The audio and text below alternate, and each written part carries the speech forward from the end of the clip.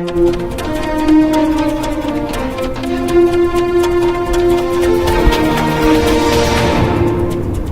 and welcome to Midday Update. Coming up are the top stories for the day. After blue tick verification, now billionaire Elon Musk announced that Twitter will allow media publishers to charge users on a per-article basis with one click, and this is going to start from May. On Saturday, Elon Musk tweeted, "Rolling out next month, this platform will allow media publishers to charge users on a per-article basis with one click. This enables users who would not sign up for a monthly subscription to pay a higher per-article price for when they want to read an occasional article. Should be a major win-win for both media organizations and the public." This news came few days after the announcement regarding the accounts which are blue tick verified. Fakhar Zaman smashed his third consecutive ODI century to lead Pakistan to a remarkable record-breaking 7-wicket victory over New Zealand in Rawalpindi on Saturday. The Pakistan opener hit 17 boundaries and 6 massive sixes during his unbeaten knock of 180 as the Asian side successfully chased down New Zealand's healthy total of 336 for 5 with 10 deliveries to spare.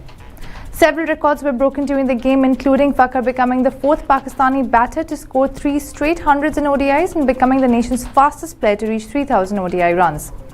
Pakistan's total of 337 for 3 was the 4th highest ODI score by Pakistan's men's team in an ODI and their second best run chase.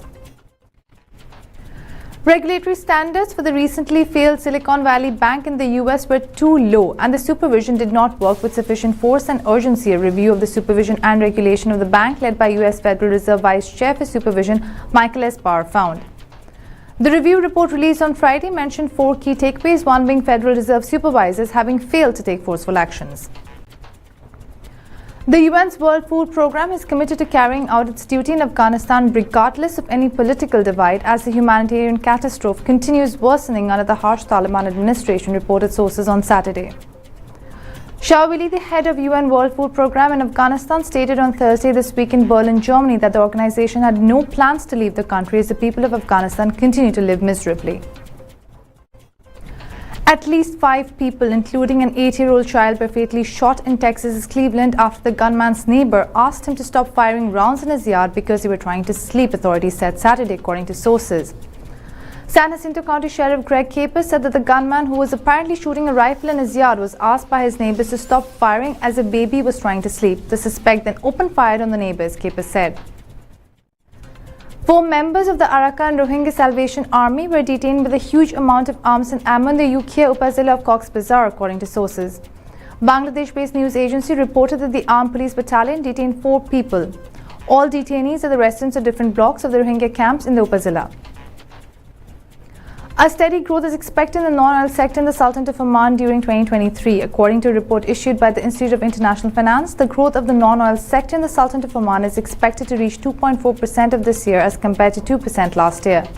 The institute pointed out that the GCC countries are still resilient despite the global headwinds. According to a tweet by the Oman Meteorology, some parts of the Sultanate of Oman might experience thunderclouds and sporadic rains on Sunday.